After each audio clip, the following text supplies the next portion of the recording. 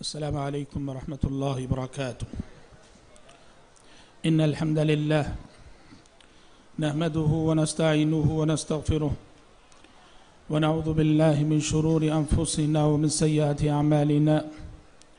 من يهده الله فلا مضل له ومن يضلل فلا هادي له، وأشهد أن لا إله إلا الله وحده لا شريك له، وأشهد أن محمدًا عبده ورسوله.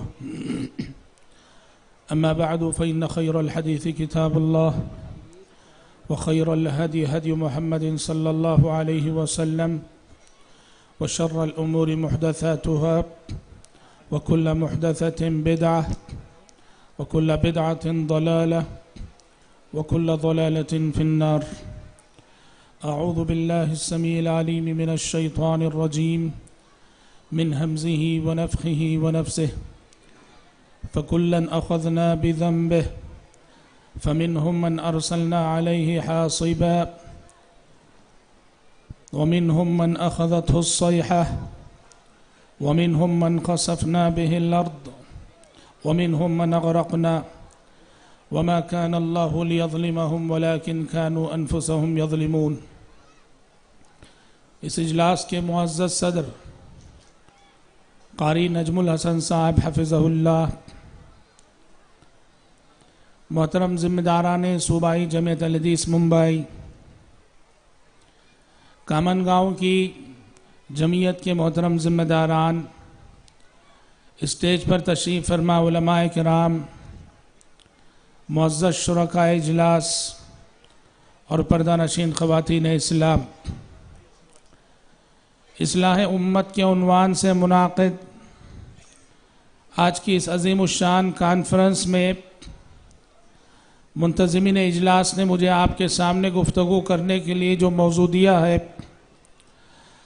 وہ موضوع ہے گناہوں کے اثرات انسانی زندگی پر. میں نے اپنی گفتگو شروع کرنے کے لیے سورۃ العنکبوت کی ایک آیت پڑھی ہی ہے جس میں اللہ تبارک و تعالیٰ نے مختلف قوموں پر آئے ہوئے عذابات کا تذکرہ فرمایا.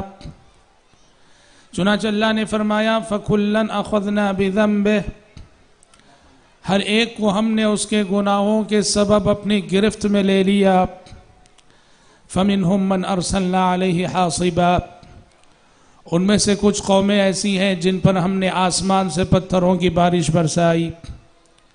وَمِنْهُمْ مَنْ أَخَذَتْهُ الصَّيْحَةُ، ان میں سے کچھ قومیں ایسی ہیں جنہیں زبردست چیخ و پکار نے آ لیا. وَمِنْهُمْ مَنْ خَسَفْنَا بِهِ الْأَرْضِ، اور ان میں کچھ قومیں ایسی ہیں جو زلزلوں کے ذریعے زمین بوس کر دی گئی، زمین کے اندر دھسا دی گئی. وَمِنْهُمْ مَنْ أَغْرَقْنَا، اور کچھ قومیں ایسی ہیں جنہیں ہم نے پانی میں غرق کر دیا، ڈبو دیا. وَمَا كَانَ اللَّهُ لِيَظْلِمَهُمْ وَلَكِنْ كَانُوا أَنفُسَهُمْ يَظْلِمُونَ، اللہ تبارک و تعالیٰ نے ان پر ظلم نہیں کیا، یہ قومیں بس اپنے آپ پہ ظلم کر رہی تھیں. حضرات، اس آیت سے پہلے اللہ تبارک و تعالیٰ نے قوم عاد کا، قوم سمود کا، قوم لوط کا، فرعون کا، قارون کا، ایسے بہت سارے افراد اور ایسی بہت ساری قومیں جنہوں نے اس زمین پر اللہ سے بغاوت کی، ان کا تذکرہ کیا ہے. اور ان قوموں کے تذکرے کے بعد یہ بات ارشاد فرمائی ہے کہ ہم نے ان میں سے بعض کو پتھروں کی بارش سے ہلاک کیا، بعض کو چیخ و پکار سے ہلاک کیا، بعض کو زلزلوں سے ہلاک کیا. اور پھر اللہ تبارک و تعالیٰ نے یہ قانون بتایا کہ وَمَا كَانَ اللَّهُ لِيَظْلِمَهُمْ وَلَكِنْ كَانُوا أَنفُسَهُمْ يَظْلِمُونَ، جو قومیں بھی عذاب کا لقمہ بنی ہیں اللہ رب العالمین نے ان پہ ظلم نہیں کیا، لیکن وہ قومیں گناہ کر کے اپنے آپ پہ ظلم کر رہی تھیں. حضرات، میرا عنوان ہے گناہوں کے اثرات انسانی زندگی پر. مجھے آپ کے سامنے یہ بتانا ہے کہ شب و روز ہم سے جو گناہ ہوتے ہیں، ہم جو گناہ کرتے ہیں، آخرت میں اس کی جو سزا ملے گی سو ملے گی، لیکن آخرت سے پہلے ان گناہوں کے میری اور آپ کی زندگی پر کیا اثرات مرتب ہوتے ہیں، یہ میری گفتگو کا اصل موضوع ہے۔ لیکن قبل اس کے کہ گناہوں کے اثرات پر میں گفتگو کروں، پہلے آئیے دیکھتے ہیں شریعت نے گناہ کسے کہا ہے۔ شریعت کے نزدیک گناہ کا تصور کیا ہے؟ کچھ گناہ ہے، زنا ہے، قتل ہے، چوری ہے، ڈکیتی ہے، یہ سب تو وہ گناہ ہیں کہ دنیا کا ہر مذہب ان کو گناہ مانتا ہے، دنیا کا ہر قانون انہیں غلطی تسلیم کرتا ہے۔ مذہب اسلام نے اپنے ماننے والوں کو گناہ کا جو تصور دیا ہے گناہوں سے بچنے کے لیے وہ کیا ہے؟ پیارے نبی صلی اللہ علیہ وسلم سے جب پوچھا گیا گناہ کے بارے میں، گناہ کسے کہتے ہیں، آپ نے گناہ کا بڑا ہی جامع تعارف کروایا۔ آپ نے کہا کہ الاسم ما حاک فی صدرک وکرہت ان یطلع علیہ الناس، کہ جو بات بھی تمہارے دل میں کھٹک پیدا کرے سمجھ جاؤ کہ وہ گناہ ہے۔ ہر وہ کام جو تمہارے دل میں کھٹک پیدا کرے سمجھ جاؤ کہ وہ گناہ ہے۔ وَكَرِهْتَ أَن يَطَّلِعَ عَلَيْهِ النَّاسِ، تم سے تعلق رکھنے والی ہر وہ بات کہ تم نہیں چاہتے کہ کوئی دوسرا اس سے واقف ہو، کسی دوسرے کو تمہاری اس گفتگو یا تمہاری اس حرکت کی اطلاع ہو، تو سمجھ جاؤ کہ ہر ایسا عمل گناہ ہے۔ مثال کے طور پر کوئی مدرس ہے، کوئی استاد ہے، تعلیم درسگاہ میں موجود ہے اور پڑھانے کے بجائے خاموش بیٹھا ہوا ہے، مثلا اس وقت اس کے دل میں کھٹک رہتی ہے کہ کہیں ناظم جامعہ نہ آ جائے، کہیں شیخ الجامعہ نہ آ جائے، کہیں منتظمین جامعہ کی نظر نہ پڑ جائے۔ کسی کمپنی کا ورکر ہے، کام کے وقت خاموش بیٹھا ہوا ہے، اسے کھٹک لگی رہتی ہے کہ کہیں کمپنی کا جو ذمہ دار ہے وہ ہمیں اس حالت میں دیکھ نہ لے۔ بہرحال پیارے نبی نے گناہ کا بڑا ہی جامع تعارف اس حدیث میں کرایا۔ آپ نے کہا کہ ہر وہ چیز گناہ ہے جو تمہارے دل میں کھٹک پیدا کرے۔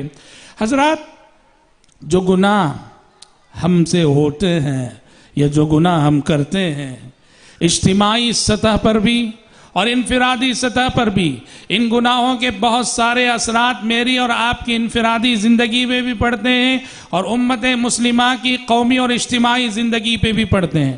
آئیے میں آپ کو بتاتا چلوں، پہلے کچھ اجتماعی اثرات کہ گناہ جب ہوتے ہیں امت میں ہر طرف گناہوں کا ماحول بن جائے اور اجتماعی شکل میں امت یہ گناہ کرنے لگے، اصلاح کرنے والے ناپید ہو جائیں، سدھار لانے والے ناپید ہو جائیں، بگاڑ اور فساد ہر طرف ظاہر ہو جائے، تو اجتماعی سطح پر رب العالمین ان گناہوں کی سزا امت کو آخرت سے پہلے اسی زمین پہ دیتا ہے۔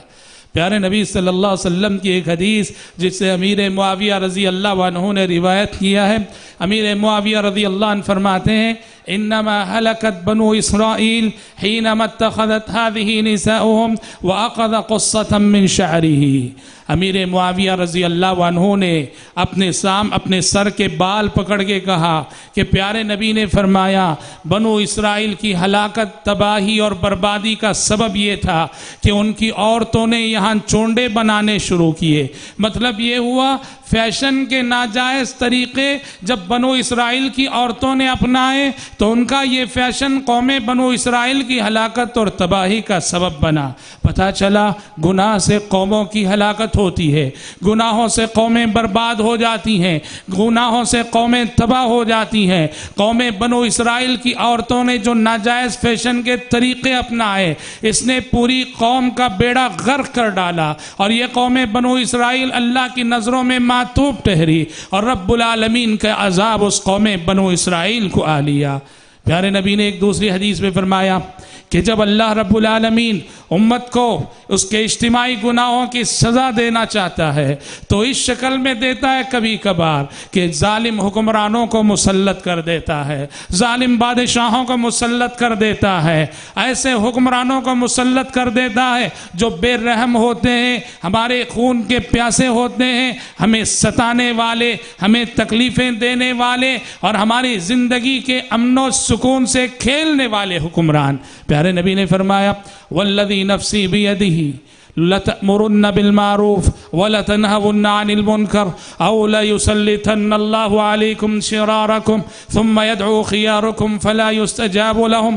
آپ نے فرمایا قسم ہے اس ذات کی قسم ہے اس ذات کی جس کے ہاتھ میں میری جان ہے، امر بالمعروف کرتے رہو تم، نہی عن المنکر کرتے رہو تم، بھلائیوں کا حکم دیتے رہو تم، برائیوں سے روکتے رہو تم۔ اگر عمل بالمعروف کرنا چھوڑ دو گے، نہی عن المنکر کرنا چھوڑ دو گے، حق کو حق کہنا چھوڑ دو گے، باطل کو باطل کہنا چھوڑ دو گے، معروف کو معروف کہنا چھوڑ دو گے، منکر کو منکر کرنا چھوڑ دو گے، اور ہر طرف برائی سے مفاہمت اور کمپرومائز کرنے کا ماحول پیدا ہو جائے، تو اللہ کا عذاب اس شکل میں آتا ہے کہ اللہ تمہارے اوپر تم میں کے بدترین لوگوں کو مسلط کرے گا، ظالموں کو مسلط کرے گا، ثم يدعو خياركم، اور ظالموں کے مسلط ہونے کے بعد تم میں کے نیک لوگ، صالح لوگ دعائیں کریں گے، التجائیں کریں گے، اللہ تبارک و تعالیٰ کو پکاریں گے، فلا يستجاب لهم، اور ان کی دعائیں قبول نہ ہوگی۔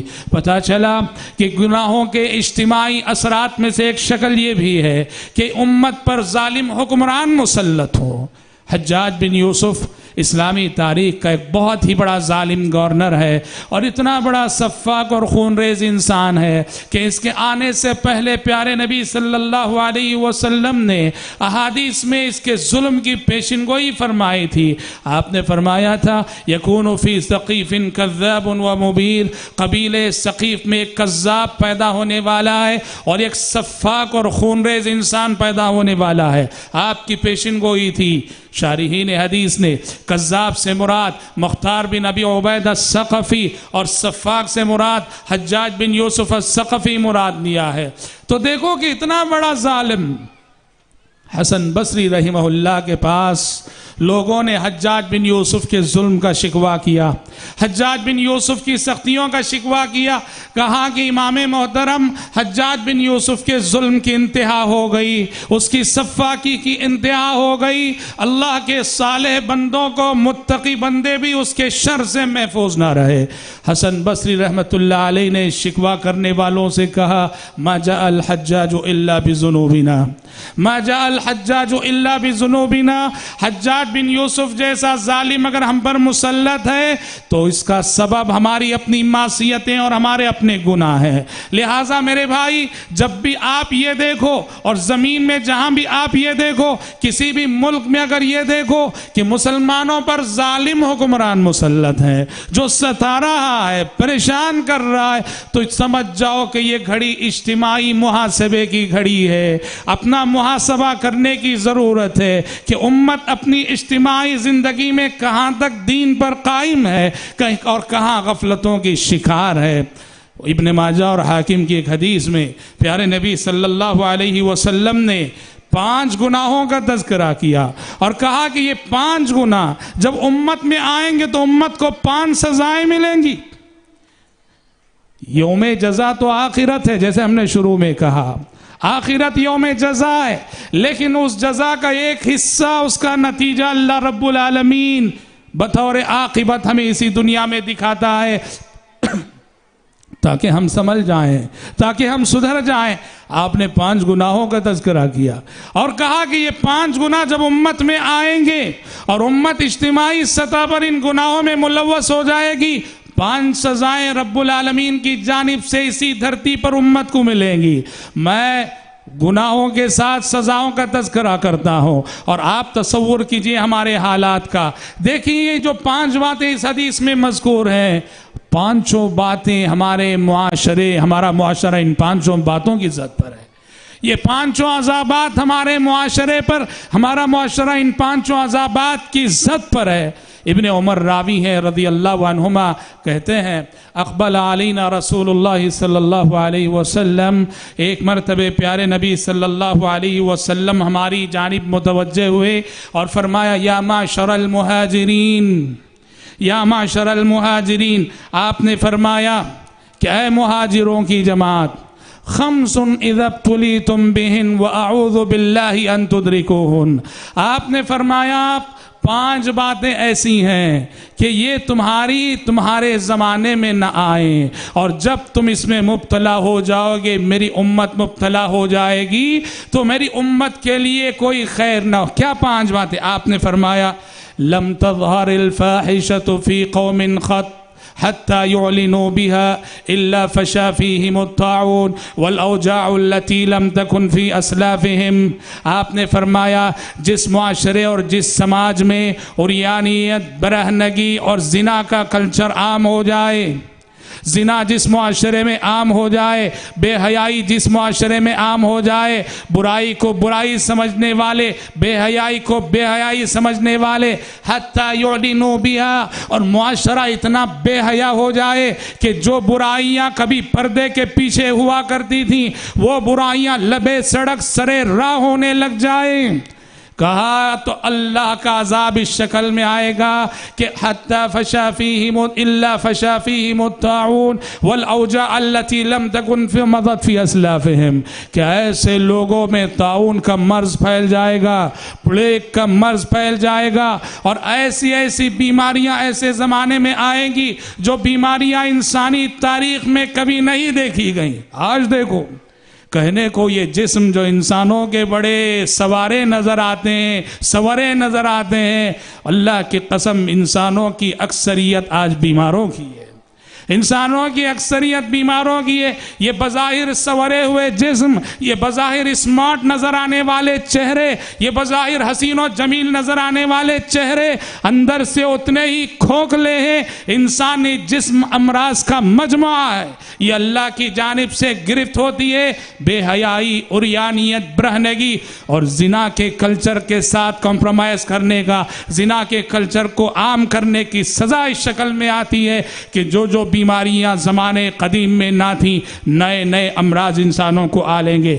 آپ نے فرمایا وَلَمْ يَنْقُصُ الْمِكْيَالَ وَالْمِيزَانَ وَلَمْ يَنْقُصُ الْمِكْيَالَ وَالْمِيزَانَ إِلَّا أُخِذُوا بِالسِّنِينَ وَجَوْرِ السُّلْطَانِ عَلَيْهِمْ. جس سماج اور معاشرے میں ناپ تول میں کمی کرنے کا رواج ہو، ناپ تول میں کمی کرنے کا رواج ہو، بازار میں جتنے کاروباری بیٹھے ہیں کوئی ایماندار نہیں ہے، کوئی امانت دار نہیں ہے. لوگوں کے دیکھو، سوچو کہ صبح سے شام تک اگر میں صحیح نیت لے کے نہیں بیٹھا ہوں یا میرے ترازو میں خرابی ہے، میں بحیثیت تاجر اگر صبح سے شام تک 100 گاہک میرے پاس آتے ہیں، میں اکیلا 100 گاہکوں کو دھوکہ دیتا ہوں. ویسے اگر مارکیٹ میں سینکڑوں دکان ہیں اور سینکڑوں دکانوں کے پاس ہزاروں گاہک آتے ہیں تو سوچو اس مارکیٹ اور بازار میں کتنی خیانتیں ہو رہی ہیں، کتنا ظلم ہو رہا ہے، کتنا دھوکہ ہو رہا ہے. یہی وجہ قرآن مجید میں دیکھیے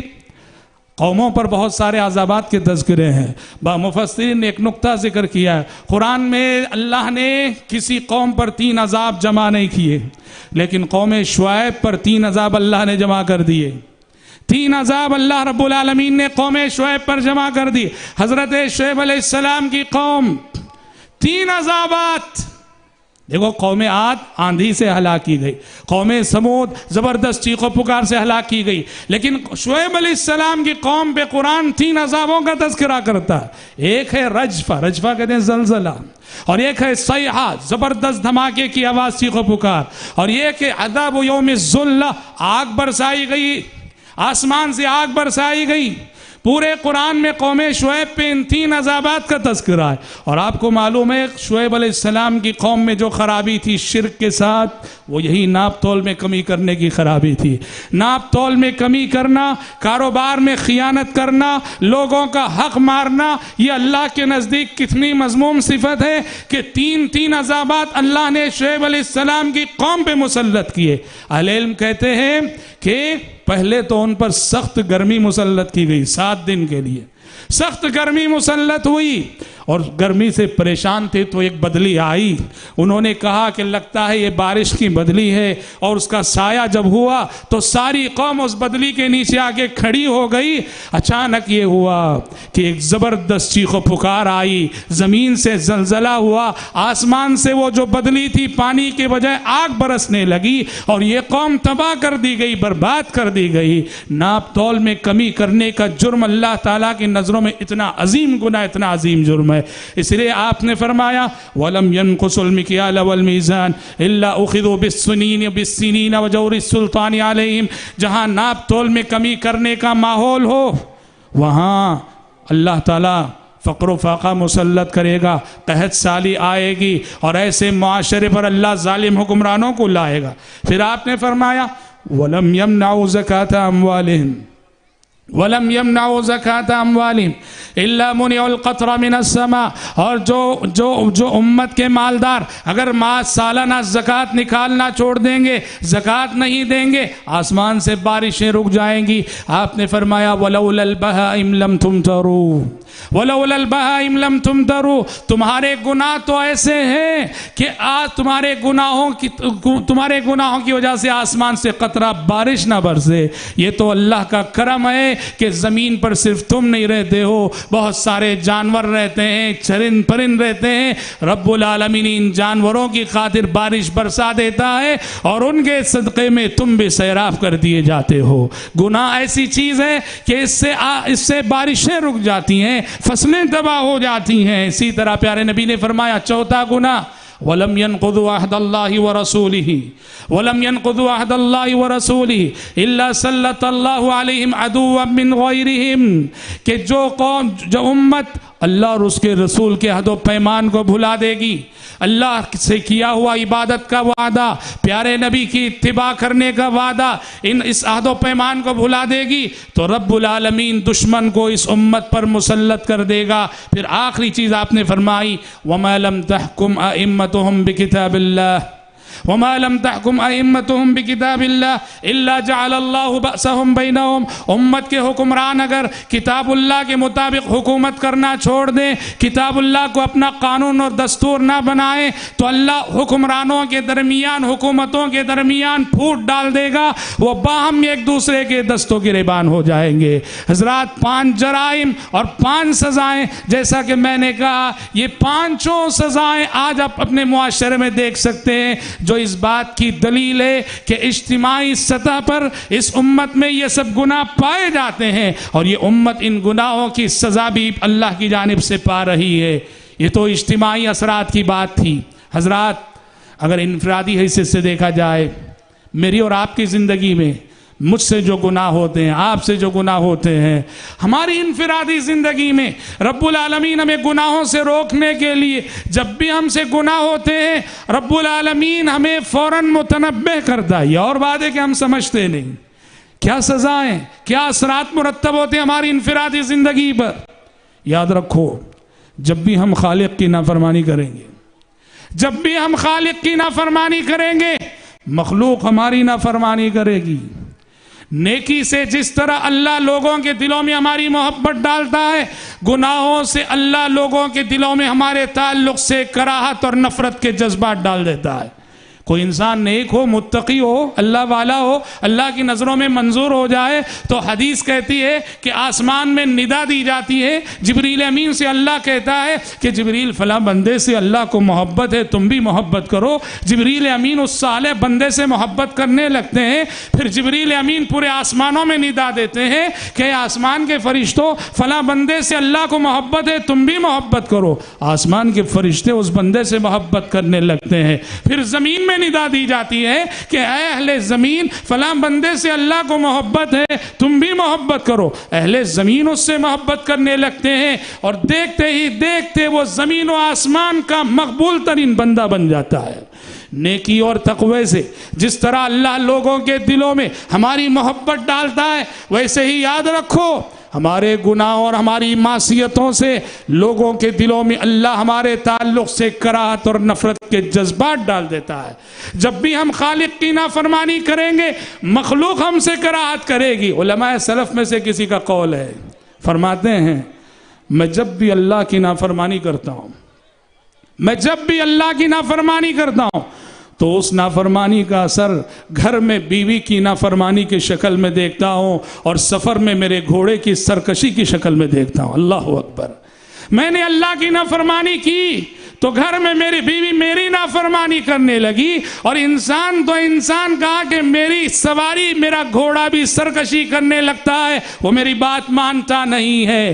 یہ ہمارے گناہوں کا اثر ہوتا ہے۔ ہماری اولاد نافرمان ہے، جائزہ لو کہیں اس لیے تو نہیں کہ ہم اپنے رب کے نافرمان ہیں۔ ہماری بیوی نافرمان ہے، جائزہ لو کہیں اس لیے تو نہیں کہ ہم اپنے رب کے نافرمان ہیں۔ ضروری اللہ رب العالمین جو اس کی نافرمانی کرتا ہے تو اپنی مخلوق کے دل میں اس کے تعلق سے نفرت و کراہت کے جذبات ڈال دیتا ہے۔ اسی طرح سے حضرات، گناہوں کا ایک اثر یہ بھی ہوتا ہے کہ انسان گناہوں کی وجہ سے انسان کا رزق متاثر ہوتا ہے۔ گناہوں اور معصیتوں کی وجہ سے انسان کو ملنے والی روزی رک جاتی ہے۔ یاد رکھیے، رزق کا تعلق انسان کی عملی زندگی سے بہت گہرا ہے۔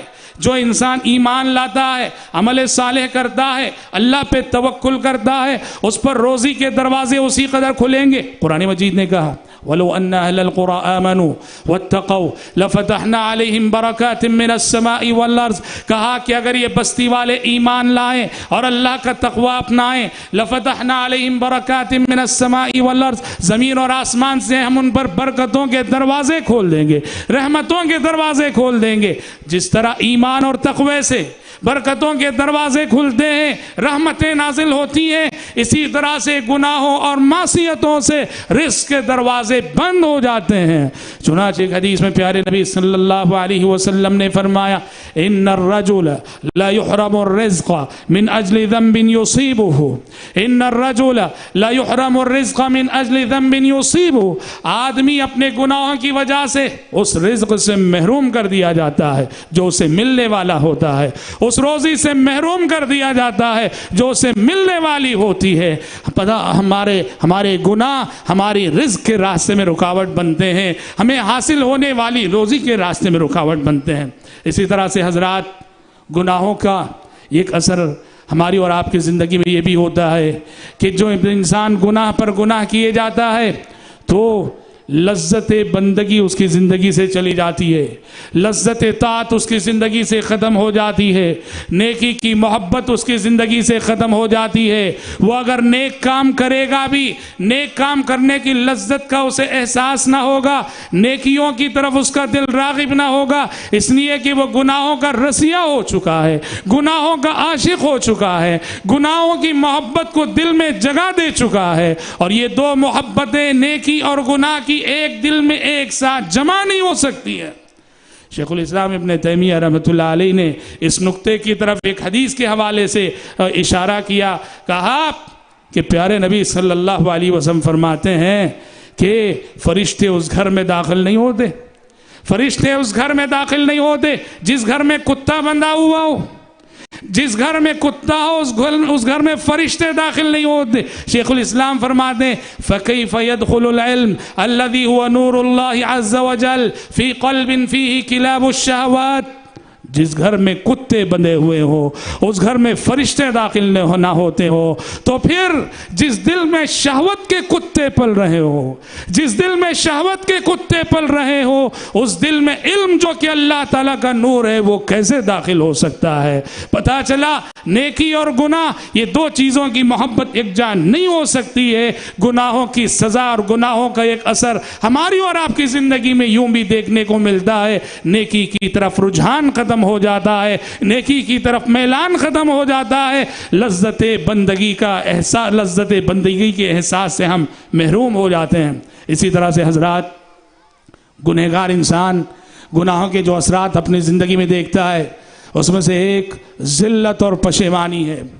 ذلت اور پشیمانی ہے، انسان گناہ کرے، گناہ پر گناہ کرتا جائے، توبہ نہ کرے، استغفار نہ کرے، اللہ کی طرف رجوع نہ ہو، تو ایسا شخص ایک نہ ایک دن ذلیل ہو کر رہے گا۔ سلف فرمایا کرتے تھے اب اللہ الا ان یذل من عصا، اب اللہ الا ان یذل من عصا، اللہ کا قانون ہے کہ وہ اپنے عاصی بندوں کو ذلیل کر کے رہے گا، اپنے عاصی بندے کو وہ رسوا کر کے رہے گا۔ انسان رات کی تاریکیوں میں گناہ کرے، رات کی تنہائیوں میں گناہ کرے، لوگوں کی نظروں سے چھپ کر گناہ کرے، اگر وہ گناہ سے توبہ نہیں کرتا، استغفار نہیں کرتا، تو اللہ رب العالمین ایک نہ ایک دن بھرے مجمع میں اللہ رب العالمین اسے رسوا کر کے رہے گا۔ اب اللہ الا ان یذل من عصا، رسوائی عاصی کا پیچھا کرتی ہے، خاطی کا پیچھا کرتی ہے، گنہگار کا پیچھا کرتی ہے۔ اس لیے اللہ رب العالمین کی اس سزا سے غافل نہ رہو، یہ نہ سمجھو کہ ہم نے لوگوں کی نظروں سے چھپ کر گناہ کیے ہیں، تاریکیوں میں گناہ کیے ہیں، تنہائیوں میں گناہ کیے ہیں۔ رب العالمین ہماری تنہائیوں اور تاریکیوں کے گناہوں کو جانتا ہے، اس کی گرفت کسی بھی شکل میں، اس کی پکڑ کسی بھی صورت ہم تک آ سکتی ہے۔ حضرات، گنہگار انسان، خطاکار انسان اور عاصی انسان اس کو اپنے گناہوں کی ایک سزا اس شکل میں بھی ملتی ہے کہ گنہگار انسان ہمیشہ خوف کی نفسیات میں جیتا ہے، خوف کی نفسیات میں جیتا ہے۔ اسے حالت بیداری میں بھی اس کے دل پہ خوف چھایا رہتا ہے، نیند میں بھی خوف چھایا رہتا ہے، اس کی زندگی میں چین نہیں، سکون نہیں، اطمینان نہیں۔ گناہ کرتے ہوئے وقتی طور پر اسے لذت کا احساس ہوتا ہوگا، لیکن وہ تھوڑی دیر کی لذت کے بعد ہمیشہ کے لیے اپنے سکون زندگی کو گوا بیٹھتا ہے۔ اللہ کا قانون ہے، الا بذکر اللہ تطمئن القلوب، الا بذکر اللہ تطمئن القلوب، کہ یاد رکھو دلوں کا اطمینان، دلوں کا چین، دلوں کا سکون یہ صرف اور صرف اللہ نے ذکر میں رکھا ہے۔ تو لہذا جو اللہ کے ذکر سے دور ہو اور جس کے صبح و شام گناہوں اور معصیتوں میں گزرے، ایسے شخص کی زندگی سے سکون ختم ہو جاتا ہے۔ حضرات، گناہوں کا ایک اثر یوں بھی پڑتا ہے کہ گناہ کی وجہ سے انسان جسمانی طور پہ کمزور ہو جاتا ہے، گناہ کی وجہ سے انسان طاقتور رہ کر بھی کمزور ہو جاتا ہے۔ یاد رکھیے، انسان کی جسم کی صحت کا دار و مدار روح کی صحت پر ہے۔ جس کی روح صحت مند، توانا، تندرست رہے گی، اس کا جسم بھی توانا اور تندرست رہے گا۔ تو لہذا گناہوں کی وجہ سے روح کمزور پڑتی ہے، گناہوں کی وجہ سے روح بیمار ہوتی ہے، گناہوں کی وجہ سے روح زخمی ہوتی ہے۔ جب روح بیمار ہوتی ہے، اس کا اثر انسان کے جسم پہ پڑتا ہے۔ تو کتنے انسان ایسے ہیں جو بظاہر دیکھنے میں بڑے ہٹے گھٹے اور بڑے قوی نظر آتے ہیں، اپنے گناہوں اور معصیتوں کی وجہ سے ان کی روح اتنی کمزور ہے کہ یہ روحانی کمزوری ان کے جسم کو بھی اس نے کمزور بنا کے رکھا ہے۔ شیخ بن باز رحمۃ اللہ علیہ، آپ کو معلوم ہے سعودی عرب کے بہت بڑے عالم، سعودی عرب کے بلکہ یوں کہنا چاہیے کہ ماضی قریب میں عالم اسلام کے سب سے بڑے زاہد، عالم اسلام کے سب سے بڑے مفتی تھے۔ 90 سال کی عمر تھی، 90 سال کے بڑھاپے میں بھی جہد مسلسل اور محنت کا یہ عالم ایک دن بھی چھٹی نہیں لی، اپنی آفس سے، اپنے کام سے ایک دن بھی چھٹی نہیں لی۔ دیکھنے والے نوجوان حیران رہ جاتے، اس بڑھاپے میں یہ جہد مسلسل، یہ محنت۔ ایک مرتبہ شاگرد نے پوچھ ہی لیا شیخ بن باز رحمۃ اللہ علیہ سے کہ شیخ، اس بڑھاپے میں، 90 سال کے بڑھاپے میں، اور یہ جہد مسلسل، یہ محنت، یہ کیسے ممکن ہو سکا؟ بن باز رحمۃ اللہ علیہ نے پوچھنے والے سے کہا کہ بیٹے دیکھو، روح اگر جوان ہو تو جسم کا بڑھاپا نقصان نہیں کرتا، روح اگر جوان ہو تو جسم کا بڑھاپا نقصان نہیں کرتا۔ یاد رکھیے، انسانی جسم کی حالتیں روح پر موقوف ہیں۔ روح مضبوط رہے گی، جسم مضبوط رہے گا، روح توانا رہے گی، جسم توانا رہے گا، روح تندرست رہے گی، جسم تندرست رہے گا۔ اور ظاہر بات ہے کہ روح کی تندرستی کا سارا دار و مدار ایمان پر ہے، تقوی پر ہے، عمل صالح پر ہے۔ یہی وجہ ہے کہ گنہگار انسان چونکہ اس نے گناہوں کے ذریعے سے، معصیتوں کے ذریعے سے، خطاؤں کے ذریعے ذریعے سے اپنی روح کو بیمار کر رکھا ہے، اپنی روح کو کمزور کر رکھا ہے، تو اس کا اثر اس کے جسم پہ بھی پڑتا ہے۔ بظاہر دیکھنے میں وہ کتنا موٹا تازہ حشاش بشاش کیوں نہ نظر آئے، لیکن گناہوں کی وجہ سے اس کو جسمانی نقصان سے بھی دوچار ہوگا۔ الا ان فی الجسد لمضغہ، آپ صلی اللہ علیہ وسلم نے اسی مفہوم کو ان الفاظ میں ادا کیا۔ الا ان فی الجسد لمضغہ اذا صلحت صلح الجسد کلہ واذا فسدت فسد الجسد کلہ الا وہی القلب۔ آپ نے فرمایا لوگو، تمہارے جسم میں ایک ایسا ٹکڑا ہے، تمہارے جسم میں گوشت کا ایک ایسا ٹکڑا ہے، اگر وہ درست ہے تو تمہارا سارا جسم درست ہے، اگر وہ تندرست ہے تو تمہارا سارا جسم تندرست ہے، اگر وہ بیمار ہو جائے اور وہ خراب ہو جائے، سارا وجود تمہارا، سارا جسم بیمار ہو جائے۔ الا وہی القلب، آپ نے فرمایا کہ اس ٹکڑے سے مراد انسان کا دل ہے۔ دل جوان ہے تو جسم جوان ہے، دل صحت مند ہے تو جسم صحت مند ہے، دل توانا ہے تو جسم توانا ہے، اور دل کی ساری توانائی کا دار و مدار اللہ کے تقوی پر ہے۔ دل کی غذا قرآن ہے، دل کی غذا نماز ہے، دل کی غذا ایمان ہے، دل کی غذا اللہ تبارک و تعالیٰ کا ذکر ہے۔ جس اللہ رب العالمین سے جس کا تعلق جڑے گا، سکون اسی دل کو ملے گا، اور جو دل اللہ سے نہ جڑے اسے اس کائنات میں کہیں سکون نہیں ملے گا۔ اقبال نے کہا نہ کہیں جہاں میں اما ملی، نہ کہیں جہاں میں اما ملی، جو اما ملی تو کہاں ملی، میرے جرم خانہ خراب کو تیرے عفو بند نواز میں۔ تو یاد رکھیے، ہماری جسمانی صحت کا دار و مدار بھی ہماری عملی زندگی پر ہے۔ گناہ کر کے ہم خود کو بیمار کریں گے، گناہ کر کے ہم خود اپنی صحت کے ساتھ کھلواڑ کریں گے، روحانی صحت کے ساتھ بھی اور جسمانی صحت کے ساتھ بھی۔ حضرات، گناہ انسان کو سست بناتا ہے، گناہ انسان کو کاہل بناتا ہے، گناہ انسان کو ناکارہ بنا دیتا ہے۔ پیارے نبی فرماتے ہیں انسان جب سوتا ہے شیطان ہر انسان کی گدی میں 3 گرہیں لگاتا ہے۔ نیند کی حالت میں ہر انسان کی گدی میں 3 گرہیں لگاتا ہے۔ پیارے نبی فرماتے ہیں کہ صبح کی اذان سن کے اگر جاگ جائے، جو انسان صبح کی اذان سن کے جاگ جائے اور جاگ کر دعا پڑھے الحمدللہ الذی احیانا بعد ما اماتنا والیہ النشور، شیطان کی لگائی ہوئی ایک گرہ کھل جاتی ہے۔ پھر کہا جاگنے کے بعد انسان وضو کرے اور وضو کی دعا پڑھے، شیطان کی لگائی ہوئی دوسری گرہ بھی کھل جاتی ہے۔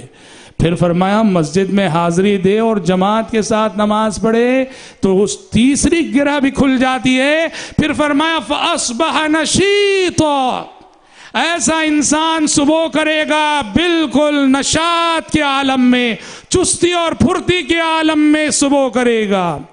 آپ نے فرمایا جو مؤذن کی اذان پہ نہ جاگے، جس کی صبح 8-10 بجے ہوتی ہو، شیطان کی یہ 3 گرہیں اس پہ ویسی ہی باقی رہتی ہیں، یہ کھلتی نہیں ہیں۔ لہٰذا جو 8 بجے 9 بجے 10 بجے جاگتا ہو، اصبح خبیث النفس کسلان، وہ جب جاگتا ہے تو اس کی طبیعت بور رہے گی، ایک طرح کی بوریت کا احساس اور ایک طرح کی کاہلی، ایک طرح کی سستی اس کی زندگی میں رہے گی۔ اور اللہ کی قسم تجربہ کر کے دیکھ لو، جس دن ہم نے مؤذن کی اذان پہ جاگ کر جماعت میں حاضری دی، وہ سارا دن دیکھو ہماری طبیعت کیسی چست رہتی ہے، اور جس دن ہماری صبح 8-10 بجے ہوتی ہے وہ دیکھ لو کہ وہ دن ہمارا کیسے گزرتا ہے۔ پتہ چلا کہ گناہ انسان کو کاہل بناتا ہے اور انسان کو سست کرتا ہے۔ حضرات، ایک اور بہت بڑا اثر، ایک اور بہت برا اثر گناہوں کا یہ ہوتا ہے کہ دیکھو ایمان کا ایک نور ہوتا ہے، ہر صاحب ایمان کے دل میں ایک نور ہوتا ہے، ایمان کی ایک روشنی ہوتی ہے۔ یا ایھا الذین آمنوا या अय्युहल्लज़ीना आमनुत्तक़ुल्लाह व आमिनू बिरसूलिही युअतिकुम किफ़लैनि मिन रहमतिही व यजअल लकुम नूरन तमशून बिही व यग़फ़िर लकुम। कहा कि अल्लाह और उसके रसूल पे ईमान लाओगे, अल्लाह तुम्हें एक नूर अता करेगा जिस नूर की रोशनी में तुम जिंदगी का सफर तय करो। ये कौन सा नूर है? ये नूर फिरासत है, ये नूर बसीरत है जो अल्लाह ताला एक मोमिन को देता है। गुनाहों का असर ये होता है, ये नूर फिरासत इंसान से छिन जाता है, ये नूर बसीरत इंसान से छिन जाता है, ये नूर फिरासत इंसान से छिन जाता है। और हजरात, इंसान बीना रहकर भी अंधा हो जाता है, इंसान बीना रहकर भी अंधा हो जाता है। गुनाह इंसान को अंधा कर देते हैं और ऐसा अंधा होता है दोस्त और दुश्मन में तमीज करने की सलाहियत खत्म हो जाती है, नफा और नुकसान में तमीज करने की सलाहियत खत्म हो जाती है, रहमत और ज़हमत में तमीज करने की सलाहियत खत्म हो जाती है। कुरान मजीद ने हमारे और आपके सामने एक कौम का वाकया जिक्र किया, आंखें खोल देने वाली बात। कौन सी कौम है? कौम लूत। किस बुराई में मुलव्वस थी? एक तो अल्लाह के साथ शिर्क करके अल्लाह से बगावत कर रहे थे लोग, और दूसरी ये कि हम जिन्स परस्ती में मुब्तला थी ये कौम, होमोसेक्स जिसे कहते हैं। बल्कि कुरान कहता है मा सबक़कुम बिहा मिन अहदिन मिनल आलमीन, हम जिन्स परस्ती की मूजिद थी ये कौम। होमोसेक्स को इस कौम ने जन्म दिया। इस जमीन पर होमोसेक्स की सबसे पहले रिवाज देने वाली कौम कौम लूत थी। अल्लाह तबारक व तआला ने जिनसी तस्कीन के लिए औरत के जो जोड़े बनाए हैं, औरत को छोड़कर मर्दों के साथ शहवतरानी करने का जो गुनाह है, ये कौम उस गुनाह की मूजिद थी। और कुरान कहता है इतनी बेहया, बेशरम और बेगैरत कौम थी, भरी मजलिसों में ये मुनकर गलत काम करते थे, होमोसेक्स के काम भरी मजलिसों में करते थे। वतअतून फी नादीकुमुल मुनकर, हज़रत लूत अलैहिस्सलाम ने नसीहत करते हुए कहा अपनी मजलिसों में इन मुनकरात का इर्तिकाब करते हो बड़ी बेहयाई के साथ। ऐसी बेहया कौम जो अपनी जिनसी ख्वाहिशात की तस्कीन और तकमील के लिए मर्दों को इस्तेमाल करती थी। वलियाज़ु बिल्लाह, कैसी फितरत मस्ख होती है। मैं आपसे पूछता हूं, और मेरी इस ताबीर पे, मेरे इस अल्फाज पे मुझे माफ कीजिए, कभी आपने किसी कुत्ते को जिनसी तस्कीन के लिए कुत्ते के पीछे जाते हुए देखा है इस जमीन पर? जिनसी तस्कीन के लिए कुत्ता हमेशा कुतिया के पीछे जाता है, कुत्ता कभी कुत्ते के पीछे नहीं जाता। ये इंसान है जो अल्लाह के कानून से बगावत करके, रब्बुल आलमीन ने वलक़द कर्रमना बनी आदम, इंसान होने के नाते जो रुतबा अल्लाह ने इसको अता किया, अल्लाह अल्लाह किस कदर पस्ती में जा गिरता है कानून फितरत से बगावत करके। उलाइका कल अनआमी बल हुम अज़ल, कुरान के इस बयान में कितनी सच्चाई है कि इंसान जब बहकता है, भटकता है, तो वो गुमराही में जानवरों से भी बदतर, जानवरों से भी गया गुजरा हो जाता है। होमोसेक्स की मूजिद थी ये कौम। अल्लाह का मैं ये बताना चाह रहा हूं, गुनाह इंसान को कैसे अंधा करता है। देखिए कैसे वो अंधा होता है। अल्लाह का अजाब आ गया इस कौम पर। कैसे आया? मलाइका आए, फरिश्ते आए। फरिश्तों की ये टीम दो मकासद लेकर आई। पहला मकसद था हजरत इब्राहिम अलैहिस्सलाम का औलाद की बशारत देना। गए वो फरिश्ते सबसे पहले इब्राहिम अलैहिस्सलाम के पास, औलाद की बशारत दे दी। औलाद की बशारत देने के बाद फरिश्तों की टीम ने रुख किया हजरत लूत अलैहिस्सलाम की बस्ती का। क्यों? लूत अलैहिस्सलाम की बस्ती को अब तबाह करना है, बर्बाद करना है, अजाब लाना है इस बस्ती पर। और अल्लाह को इनकी आजमाइश मकसूद हुई। फरिश्ते गए, किस शक्ल में गए जानते हैं? फरिश्ते इंसानी शक्ल में गए, और वो भी कुरान कहता है खूबसूरत नौजवानों की शक्ल में गए। खूबरू नौजवान, खूबसूरत नौजवानों की शक्ल में फरिश्ते हजरत लूत अलैहिस्सलाम के घर गए। कुरान कहता है जब फरिश्ते लूत अलैहिस्सलाम के घर पहुंचे, लूत अलैहिस्सलाम बहुत दुखी हो गए, गमजदा हो गए। क्यों जानते हैं? कौम की रविश उन्हें मालूम थी, कौम की रविश उन्हें। अच्छा, पहली बात, लूत अलैहिस्सलाम समझ रहे थे कि कोई मेहमान आए हैं, अजनबी आए हैं, और कौम की आदत का उन्हें इल्म था। देखा नौजवान है, हसीनो जमील है।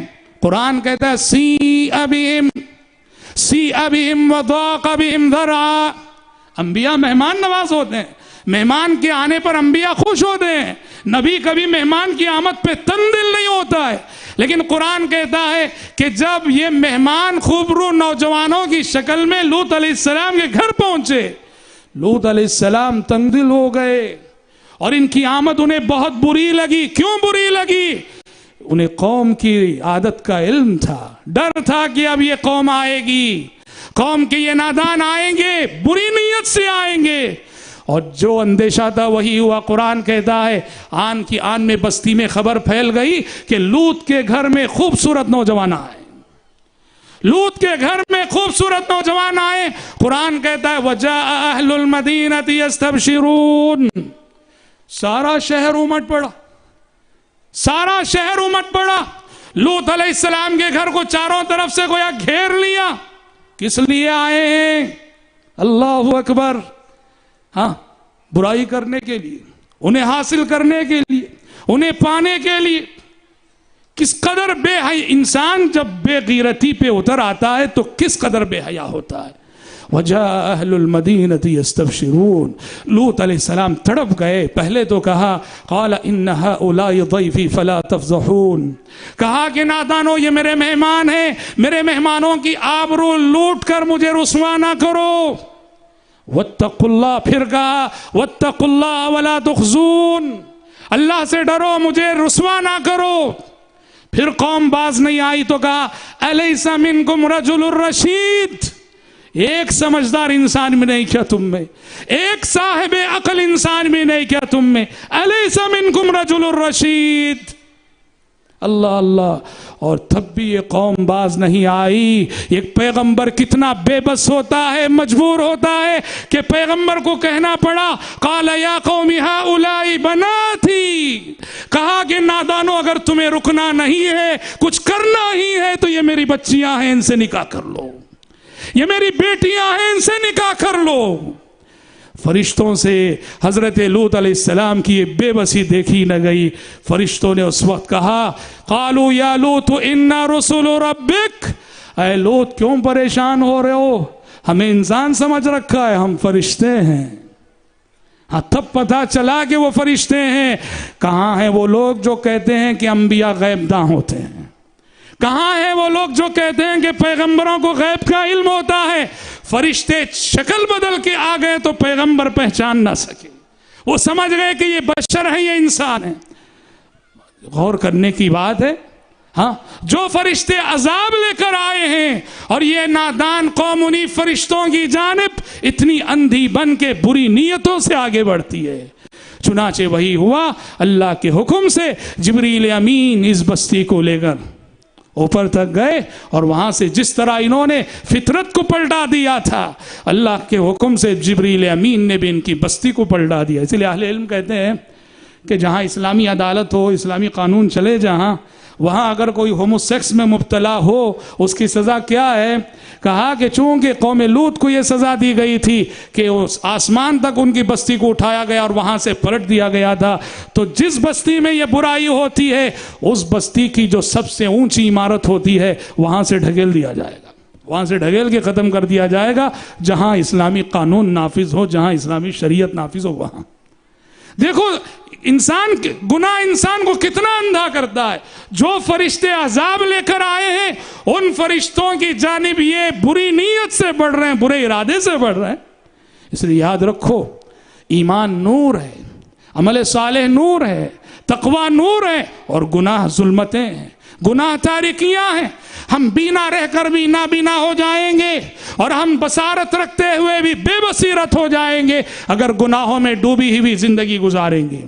اور حضرات قرآن مجید نے ایک اور بات یہ بھی بتائی، گناہوں کا اثر انسانی زندگی میں یہ بھی ہوتا ہے کہ دل مر جاتے ہیں، دل مر جاتے ہیں. اور دل کی اسی موت کو دیکھیے، یعنی دل انسان کی زندگی نام ہے دل کی زندگی کا. دل زندہ ہے تو انسان زندہ، دل اگر مر جائے تو پھر انسان چلتا پھرتا مردہ ہے. دل کی زندگی کا سارا دار و مدار ایمان، تقوی اور عمل صالح پر ہے. اس لیے قرآن نے کہا انسان اگر گناہ پہ گناہ کرتا جائے تو دل پہ مہر لگ جاتی ہے. اس کو قرآن نے رین سے تعبیر کیا کلا بل ران علی قلوبہم ما کانوا یکسبون. ان کے گناہوں کی وجہ سے ان کے دلوں پہ زنگ لگ چکا ہے. اللہ نے کہا دلوں پہ قفل پڑ جاتے ہیں. افلا یتدبرون القرآن ام علی قلوب اقفالها. دلوں پہ قفل پڑ جاتے ہیں. اللہ نے کہا دلوں پہ مہر لگ جاتی ہے. ختم اللہ علی قلوبہم وعلی سمعہم. یہ کن کے ساتھ ہوتا ہے؟ جو گناہوں میں ڈوبی ہوئی زندگی گزارتے ہیں ان کا دل مر جاتا ہے, دل پہ مہر لگ جاتی ہے. اور جب دل پہ مہر لگ جاتی ہے تو کوئی نصیحت کارگر نہیں ہوتی, کوئی نصیحت, کوئی واعظ, کوئی بیان, کوئی اچھی بات دل پہ اثر نہیں کرتی. تو پہلے اپنے دل کو اگر نصیحت قبول کرنے کے قابل بنانا ہے, معصیتوں سے دور رہ کر اپنے دلوں میں زندگی پیدا کرو. دلوں کی زندگی ہی اصل زندگی ہے. حضرات, گناہ چھوٹا ہو کے بڑا, اسے کبھی معمولی نہ سمجھیے. پیارے نبی نے فرمایا لا تحقرن من المعروف شیئا ولو ان تلقى اخاك بوجه طلیق.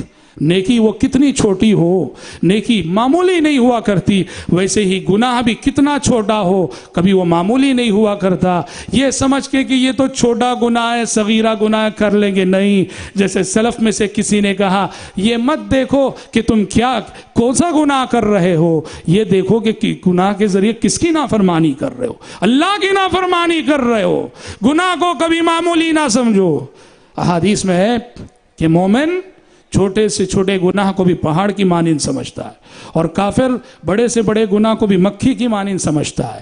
اگر ہم مومن ہیں, صاحب ایمان ہیں, چھوٹے گناہوں سے بھی پورے اہتمام کے ساتھ بچنا ہے. گناہ کیے نہیں جاتے, گناہ ہو جاتے ہیں. اور جب بھی گناہ ہو جائے, سچا مسلمان وہ ہے, مثالی مسلمان وہ ہے جو فوراً توبہ کرتا ہے. پیارے نبی نے معاذ بن جبل رضی اللہ عنہ کو نصیحت کرتے ہوئے فرمایا اتق اللہ حیثما کنت واتبع السیئۃ الحسنۃ تمحوها وخالق الناس بخلق حسن. جب بھی غلطی ہو جائے, گناہ ہو جائے, گناہ کے فوراً بعد نیکی کر لو, یہ نیکی اس گناہ کو مٹا دے گی. اس لیے کہ اللہ کے پاس قانون یہ ہے ان الحسنات یذہبن السیئات, ان الحسنات یذہبن السیئات. اچھائیاں برائیوں کو ختم کر دیتی ہیں اور نیکیاں گناہوں کو ختم کر دیتے ہیں. جتنا بڑا گناہ ہم سے ہو گیا اس سے بڑی نیکی کر لے, یہ نیکی اس گناہ کا کفارہ بن جائے گی. اور زندگی میں استغفار کو ایک لازمی مشغلے اور لازمی ذکر کے طور پہ اپنائیں. پیارے نبی صلی اللہ علیہ وسلم جو معصوم عن الخطا تھے, جو معصوم عن الخطا تھے, گناہوں سے معصوم تھے, آپ فرماتے ہیں واللہ انی لا استغفر اللہ واتوب الیہ فی اليوم اکثر من 70 مرہ. اللہ کی قسم میں دن میں 70 سے زائد مرتبہ استغفار کرتا ہوں. اور ایک روایت میں آپ نے فرمایا 100 مرہ, کہ میں دن میں 100 مرتبہ استغفار کرتا ہوں. معصوم عن الخطا ہو کر 100 مرتبہ آپ استغفار کریں تو سوچو ہم اور آپ صبح و شام ہم سے کتنی خطائیں اور کتنی لغزشیں سرزد نہیں ہوتی. تو سوچو کہ ہمیں کس قدر رب العالمین سے استغفار نہیں کرنا ہوگا. کثرت سے استغفار کرے. اللہم اغفر لی, اللہم اغفر لی, رب اغفر لی, رب اغفر لی. یا مسنون الفاظ پیارے نبی کی آئے ہیں کہ رب اغفر وتب علی انک انت التواب الرحیم. ابن عمر رضی اللہ عنہ فرماتے ہیں بسا اوقات ایک ایک مجلس میں 100 مرتبہ ہم گنا کرتے تھے.